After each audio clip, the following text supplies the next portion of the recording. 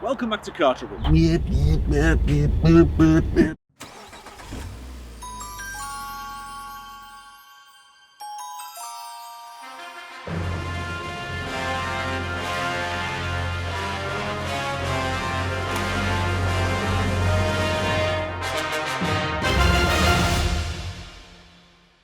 Now, somewhere in this channel I've got to find a happy medium ground between old supercars and cheap snot boxes. I've actually got to try and review cars that people may actually want to buy. You know, the kind of cars that do things that fun cars are useless for. Try driving 4 kids around in a Mazda MX-5. So today I'm going to do one of those this versus that reviews with 2 cars that are actually quite sensible. Now, I'm not really a fan of SUVs or crossovers or whatever you want to call them, but people actually quite like them. In fact, for most manufacturers, they make up the majority of the cars they sell. So much so that every year more and more manufacturers are jumping on the bandwagon. Maserati, Rolls-Royce and even Aston Martin now have SUVs on offer.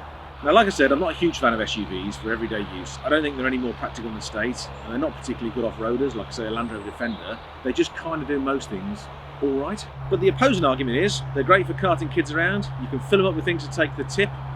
They're safe, and if you get caught out in the snow or in a muddy lane, you're going to be all right. Now, I've tried to find 2 used examples of 2 very different cars in the same category to try and work out if one of them is better. I've chosen the Jaguar F-Pace 2 D Arse-Port. I'm not really sure why a manufacturer would spend millions of pounds designing a car and then go and call it an Arse-Port. But hey, that's up to the main man at Jaguar. I don't know his name, but I imagine he's a guy in a shed banging out cars to order. Let's call him Barry. Barry Jaguar. Baz Jag. BJ. I'm not really a fan of Jaguar cars. They don't do it for me. I've never liked the brand. The reliability issues of the 80s and 90s weren't lost on me. My dad had one, and it was always breaking down and cost a fortune, and we had many family trips ruined by breakdowns. Now, before you go and attack me in the comments, I know that the new ones are much more reliable, but I had an XF for a while and I absolutely hated it. Amongst other things, it would just eat EGR valves and other bits and pieces, and the petrol filler cap jammed shut, which was a nuisance. Up against it is this very angry looking car, modelled on a Darth Vader helmet. The Lexus NX3. Ooh.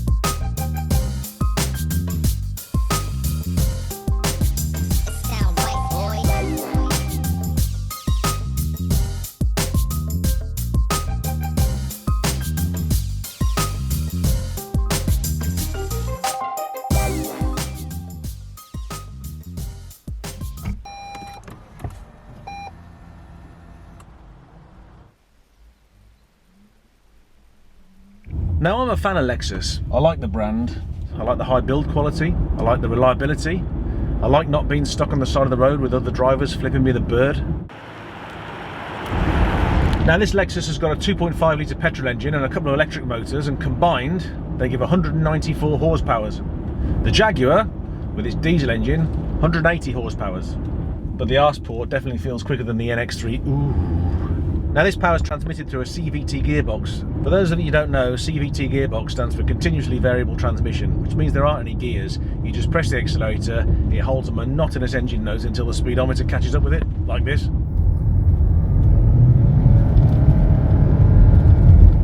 I'm not a fan of the CVT gearbox at all.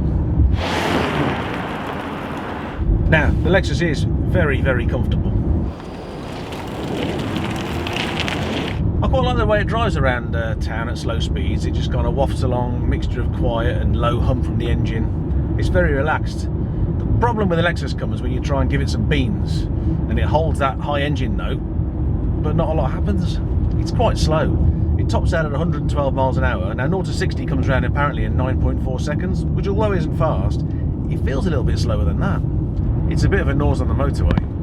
And for quick driving or motorway driving, the Jaguar's diesel engine is way better. Damn it.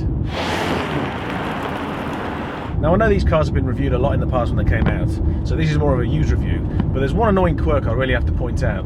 We've talked about the CVT transmission, the fact it has one note, but it's got a flappy paddle gearbox. which as far as I can tell, does absolutely nothing. You can change up and down and nothing really happens.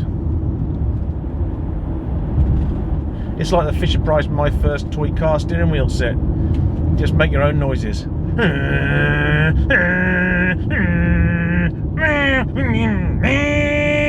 There was no need to put flappy paddles on it. You put it in drive, it picks what power you're going to use, and you just drive at the speed you want. You don't need flappy paddles. Now, it's only 2 years old, this car, and as it's a Lexus, you expect it to be like brand new, and it is. There's no squeaks, rattles, there's no annoyingness, it's not gone wrong at all. It's great. The fit and finish in this car is first class, like with all Lexuses. It's beautifully put together, it feels like top quality, and you know in 20 years time it's still going to look the same. My dad has a 22-year-old Lexus, and inside it's immaculate. I'm looking around the cockpit and thinking, well, what does this do? Can't get that off, that just looks like a nice padded thing. And then this, what does this do? This must have some function. You expect it to have some kind of lovely Lexus action, and it just kind of comes away, and it's just a mirror. Why would you need a mirror down there? Is it so the coins can look at themselves? Now, one area I think Lexus have got it right is the ride quality.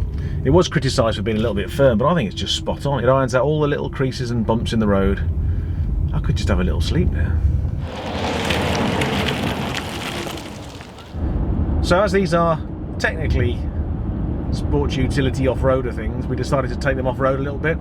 Nothing too taxing that we get them stuck or damage the cars, but probably a little bit more than a normal saloon car could handle. Got some deep potholes and some water on it.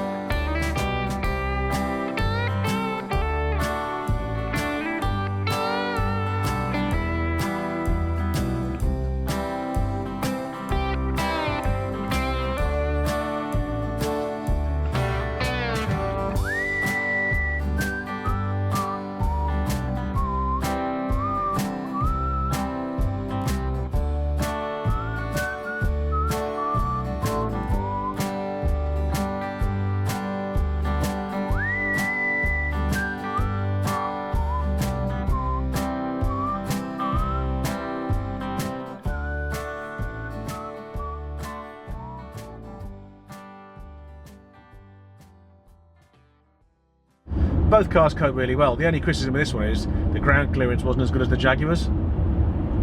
I know that because Sid hit the camera. But apart from that, you know, they're not built for off-road. I like to prove the point that these aren't really off-roaders, but they will help you out in the snow or the mud. The four-wheel drive system on this is this has one of the intuitive four-wheel drive systems, so it's two-wheel drive most of the time, and then it decides if you're slipping or you're losing traction to kick the other wheels in. But it certainly isn't a serious off-roader. Don't try and do the camel trophy in it.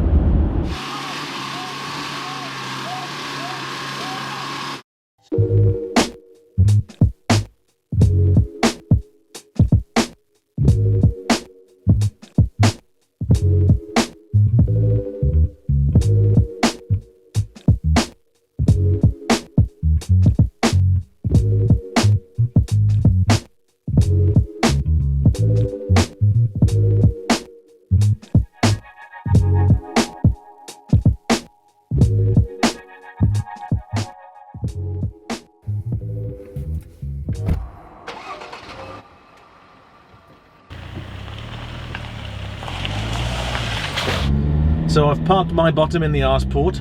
As we said earlier, 2-litre diesel engine, kicks out 180 horsepower, which is less than a Lexus.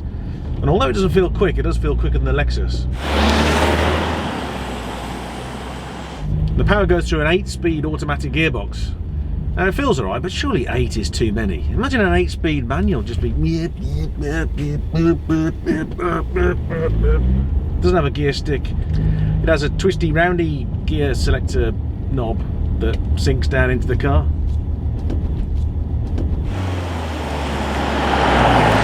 I did say earlier this car's underpowered, but it does have a bit of a delay when you pull away. You press the accelerator, and for a good second, nothing happens. And then it kind of goes, oh, you want to go? Yeah, okay, let's go then. Now, you can learn to live with that, but it's pretty annoying when you're jumping in and out of other cars that you go and you press the accelerator, and a second later, it then decides to go. See, like this. Hey. What's that about?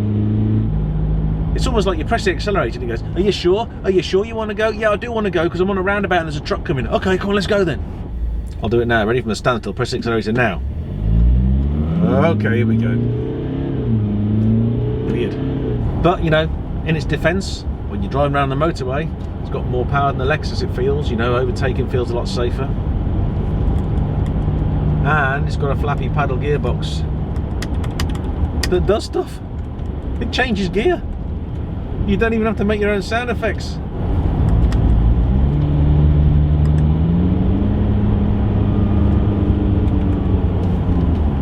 Now, as I said, equipment wise, we're not going to go through all the equipment. It's already been done in the new reviews. This is more a review of how have they fared after a couple of years.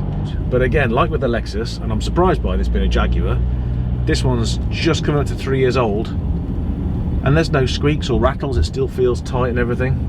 And although this is still a lovely place to be, I don't think the materials are quite as top notch as the Lexus. It just doesn't feel quite as good quality to me. So then, which is better? Now, I thought I was going to love the Lexus because I'm a fan of the brand, like I said. I'm not a fan of the Jaguar brand. But I have to say, in this one, the Jaguar just clinches it for me. With the Lexus, I'm not keen on the CVT drivetrain. It feels a little bit underpowered, even though it's got more power than the Jaguar. Now, I remember when the Jaguar came out, it got slated for having a noisy engine and being underpowered. Now, I haven't found the engine noisy at all. In fact, I find it quite refined, much as I hate to say it. It is a little bit underpowered, but it's a 2-litre diesel SUV. You know, buy a bigger engine if you want it faster, but it does everything it's supposed to do. It's quick enough on the motorway.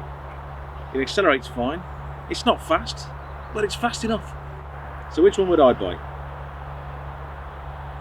I'd probably buy a slightly older Porsche Macan, because it does everything better. How about that for a pointless review, huh? Jolly good speech. I couldn't have done better myself. You don't know the power of the dark side.